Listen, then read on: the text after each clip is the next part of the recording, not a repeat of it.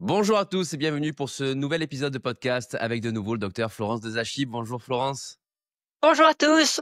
Décidément, on en fait pas mal de podcasts ensemble avec Florence. C'est un vrai plaisir. On a beaucoup de retours extrêmement positifs. D'ailleurs, je tiens à vous remercier pour tous les retours que l'on reçoit.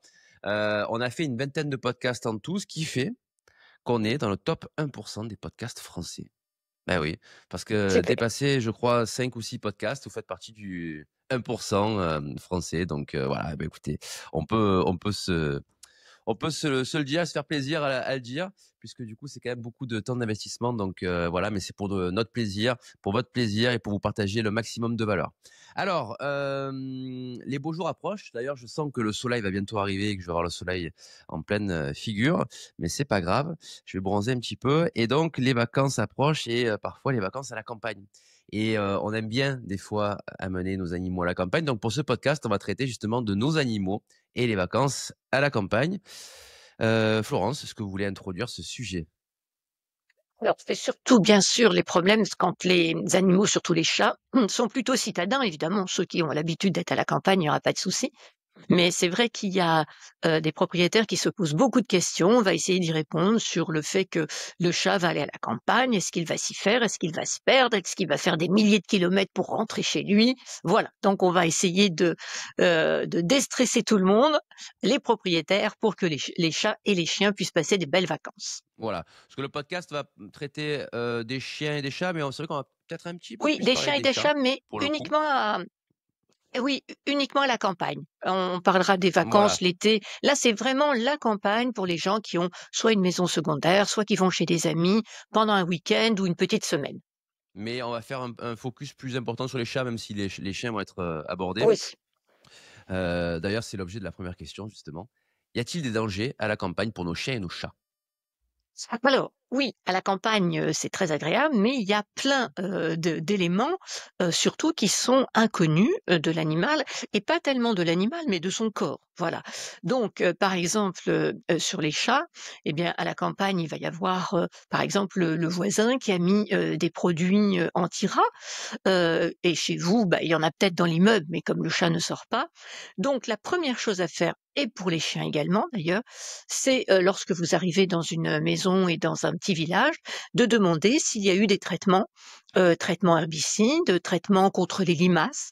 Par exemple, il y a des produits, contre les limaces, qui sont très dangereux pour les chats et on reconnaît parce que, quand ils ont mangé ce produit-là, en fait, ils ont la langue bleue. Alors elle est pas bleue parce qu'elle est cyanosée, c'est le produit qui est bleu.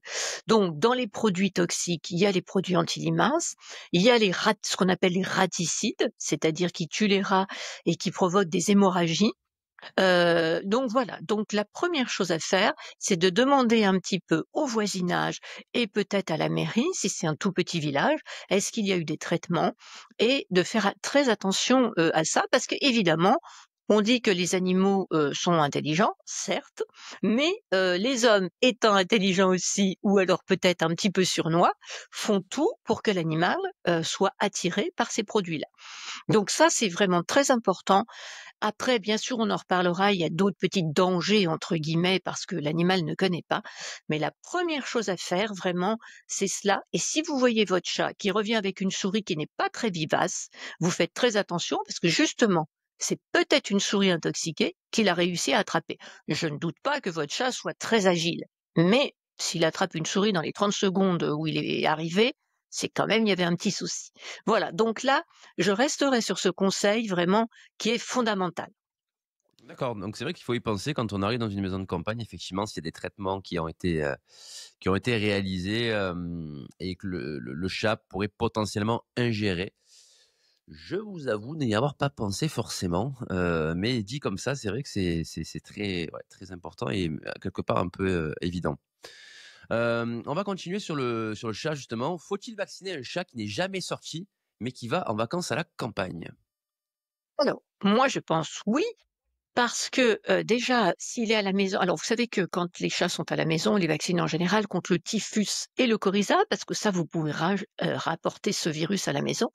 Mais on ne les vaccine pas contre la leucose si on est sûr qu'ils ne rencontrent pas d'autres chats. Donc je fais un petit rappel, la leucose, c'est un virus qui entraîne une immunosuppression, c'est-à-dire un déficit du système immunitaire, et donc l'animal ne se défend plus contre rien.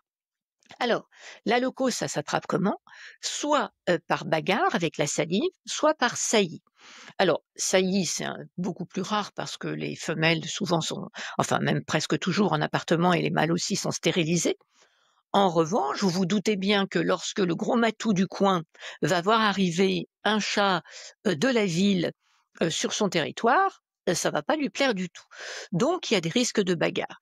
Donc, il faut vacciner le chat contre la leucose, même si on dit oui, mais moi, il va rester dans la maison. Il va rester dans la maison. Mais le gros chat, ils sont pas toujours gros, les chats à la campagne, mais le chat très fort à la campagne, il va peut-être rentrer dans la maison. Donc ça, il faut y faire très attention et surtout attention. S'il n'a jamais été vacciné contre la leucose, il faut 2 injections à 1 mois d'intervalle et les anticorps ne sont fabriqués qu'1 semaine après la deuxième. Ça vous fait donc, pour être vraiment sûr qu'il soit protégé, 1 mois et demi, une première injection, 1 mois après, une deuxième et 15 jours après, on est sûr qu'il est protégé. Donc on s'y prend 1 mois et demi avant le départ. D'accord, OK. Ouais, ça c'est Voilà, donc important ça, c'est aussi parce que important. du coup, il faut vraiment le prévoir, ouais, 1 mois et demi. Donc Exactement. si c'est le week-end, un peu imprévu, Oui. faudra faire en sorte de garder le chat dans la maison du coup, hein, quoi qu'il arrive. Et oui, il y a trop de risques et alors je ne dis pas que les chats à la campagne ne sont pas soignés, simplement les chats à la campagne, parfois il y a des chats non pas un peu sauvages, mais qui sont un petit peu autonomes, qui ne sont pas forcément stérilisés et qui portent en eux la leucose et donc qui vont le passer, aux autres. Voilà, c'est pour ça qu'il y a un risque. D'accord. Question suivante, lorsqu'on arrive à la campagne, faut-il d'abord laisser le chat dans la maison pendant 2-3 jours puis le sortir en laisse, par exemple, parce qu'il y en a qui le font, ou le laisser en liberté directement? Alors, c'est la grande crainte des propriétaires et je le comprends, c'est que le chat ne reconnaissant pas l'endroit où il est, se sauve. Voilà, donc ça c'est important ou se cache pendant des jours, sous un canapé. Donc moi je pense qu'il faut effectivement laisser, le chat au moins, 22 jours. Alors évidemment si vous partez le week-end, bah, il faudra qu'il reste à l'intérieur. Donc il faut laisser le chat au moins 2 jours, qu'il trouve ses marques. Voilà, qu'il voit où est son plat, que alors ne faites pas l'erreur de ne pas mettre de litière parce qu'il y a dehors. La litière, c'est fondamental pour le chat, même s'il n'y va pas. Donc, vous mettez sa litière, vous mettez son bol d'eau, sa gamelle, et là, vous vivez normalement. C'est pas la peine de le caresser tout le temps pour le rassurer. Vous vivez normalement, vous essayez quand même de limiter les pièces où il va. Par exemple, s'il y a des escaliers dans la maison, bah, vous essayez quand même qu'il ait un petit endroit où il puisse se rassurer et éviter d'aller dans le grenier. Et puis ensuite, donc vous ouvrez les portes, mais vous restez à côté. Alors, c'est vrai qu'il y a des gens qui le baladent en laisse. Moi, je ne le conseille pas pour un chat qui n'en a pas l'habitude. Le harnais le stresse, la laisse le stresse. Alors, pareil, oui, il y a des gens aussi qui mettent un harnais puis qui mettent une longue corde. Alors, surtout, ne faites pas ça. Le chat, il va s'entourer dans sa corde. Il va. Non, il faut que simplement il soit sur le palier. Il sort un petit peu, il regarde son environnement. Ceci étant, ce n'est pas pour stresser les propriétaires. Rien ne va vous assurer que le chat ne va pas tout d'un coup partir parce qu'il a entendu un bruit. Voilà. Donc, ce qu'il faut faire, c'est pendant les premiers jours, être là, le rappeler, lui donner une croquette. Vous le voyez plus, vous le rappelez pour qu'il comprenne que vous êtes là et qu'il puisse aller et venir. Mmh. Ouais, Alors, allez-y, allez-y. pardon, oui, il Excusez-moi, y non, a non. aussi il y a aussi, vous savez ce qu'on appelle les phéromones, donc les diffuseurs que vous pouvez mettre dans la maison pour que s'il y a une odeur d'autre chat en fait, je dis toujours que le phéromone, c'est un peu le fébreze des odeurs de chat. Donc voilà, vous pouvez acheter ça, avant de partir, mais vraiment le temps d'adaptation normal d'un chat n'est pas supérieur à 24 à 48 heures. Mmh. Ouais et surtout, comme vous dites, il faut éviter d'avoir un comportement qui soit différent avec le chat parce que quand on met son chat dans un environnement différent, il va, ça peut lui générer du stress. Donc si on a un comportement qui diffère aussi à ce moment-là, ça peut, accentuer ça et par pitié, voilà, on évite, la laisse et le harnais si le chat n'est pas habitué parce que alors là, c'est une catastrophe, quoi. Quand le chat Oui, n'a jamais parce connu que ça. ça ajoute un stress et en plus le chat fait beaucoup d'associations. Vous savez, je dis toujours, par exemple, quand un chat a une cystite, il va faire en dehors de la litière. Pourquoi? Parce il assimile, enfin il associe la litière à sa douleur. Ben Mmh. là, il va associer la campagne au harnais et à ce truc dont il n'a pas l'habitude. Donc il faut absolument associer la campagne à quelque chose d'agréable. Voilà. Donc on peut très bien, rester avec lui, peut-être le caresser un petit peu plus, mais surtout l'appeler, ça c'est important. Mmh mh. L'appeler pour qu'il se retrouve et qu'il voit qu'il peut aller et venir. Mmh, tout à fait, ouais. Question suivante, très intéressante d'ailleurs aussi. Que faut-il administrer avant de partir comme antiparasitaire? Alors ça c'est valable pour chat et chien. Donc il y a une première chose, c'est, la campagne, bon qu'il fasse chaud ou qu'il fasse froid, il y a quand même, surtout à cette période-là, enfin qui va venir l'été, des moustiques. Donc pour les chiens, alors pour les chats, les moustiques n'entraînent rien. Pour les chiens, les moustiques peuvent entraîner 2 maladies qu'on appelle la leishmaniose ou la dirophilariose. Peu importe les noms scientifiques et ce que ça peut entraîner, c'est embêtant. Donc il faut lutter contre les moustiques. Donc attention, les antiparasitaires qu'on appelle externes font surtout tiques et puces, on en reparlera, c'est important, mais et ils ne font pas tous les moustiques. Vous verrez que sur l'étiquette, il y a aussi écrit phlébotome. Phlébotome, c'est une sorte de moustique. Donc, moi je pense que quand vous allez à la campagne pour les chiens, il faut prendre soit des comprimés, soit des pipettes, mais qui font les moustiques. Et ça, vous le donnez 15 jours avant de partir. Sachez que la majorité des produits antiparasitaires ont une efficacité de 1 mois. Certains comprimés, c'est 3 mois. Certaines pipettes pour les chats, c'est 3 mois, mais regardez bien. Donc, première chose à regarder pour le chien, est-ce que ça fait les moustiques? Deuxième chose, quelle est la durée d'action? Et ensuite, il faut donner également un vermifuge, si vous ne l'avez pas fait. Le vermifuge, c'est tous les 3 mois. Mais quand on va à la campagne, je pense qu'il faut redonner le vermifuge parce qu'il peut y avoir des parasites, qui sont peut-être plus nombreux qu'en ville. Et pour le chat également, on donne un comprimé ou une pipette et on le vermifuge, tout cela à peu près 1 semaine avant de partir.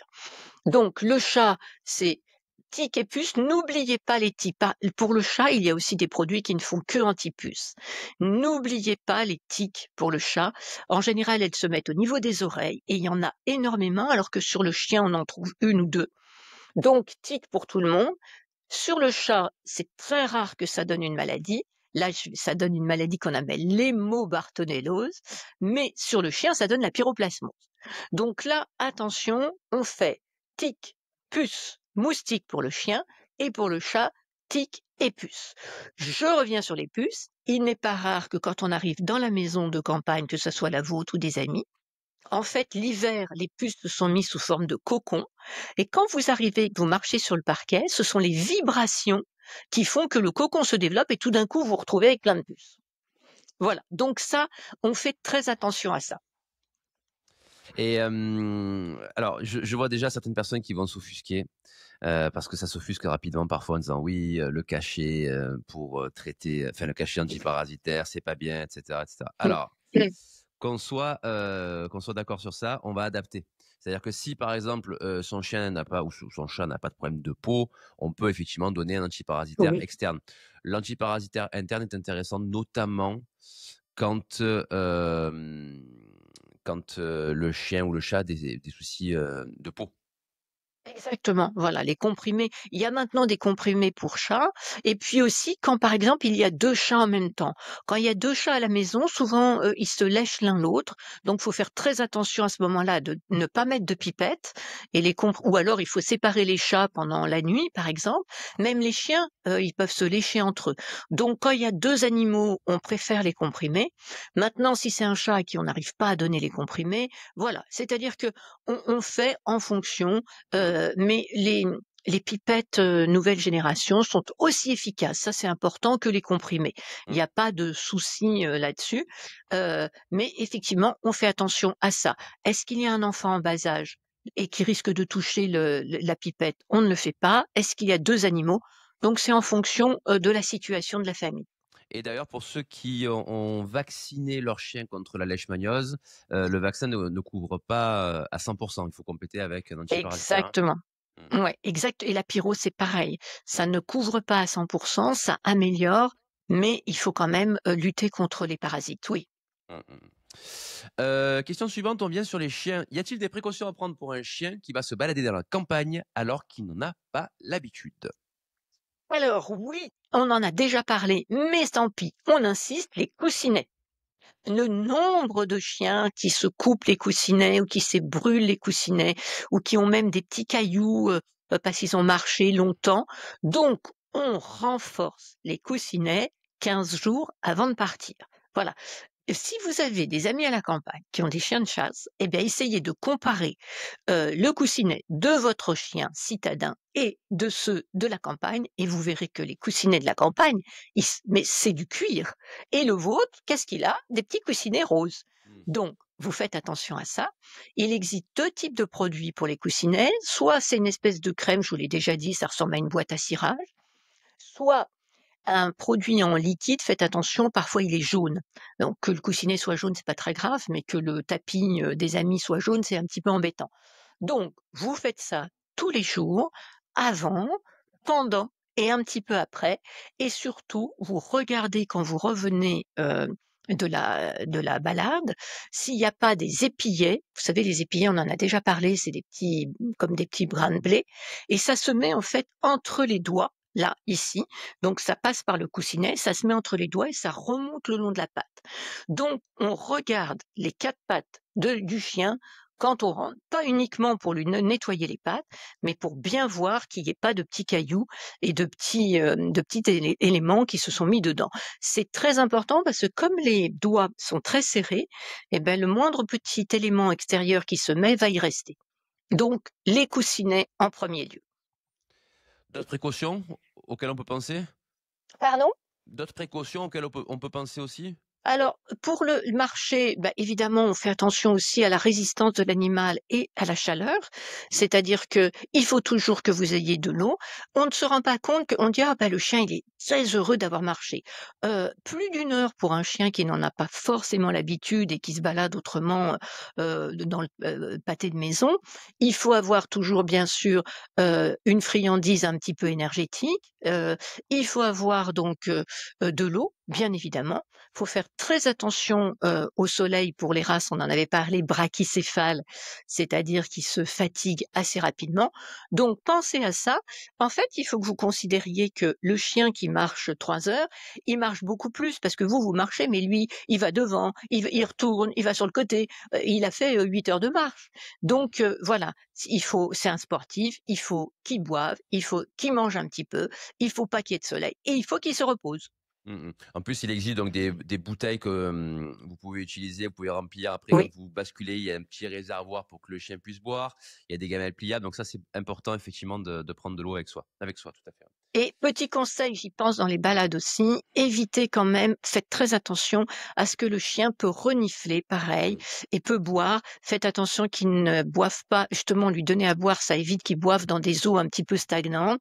Quand il renifle des crottes, bah, essayez de l'en empêcher parce qu'il y a des animaux sauvages qui ont fait leurs besoins et donc il faut y faire attention.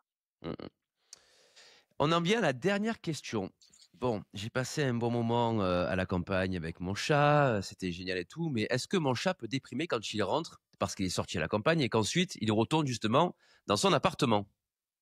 Eh bien oui, moi j'en ai vu beaucoup. Alors bon, on dit déprime, c'est que oui, il y a un temps de réadaptation et on le comprend.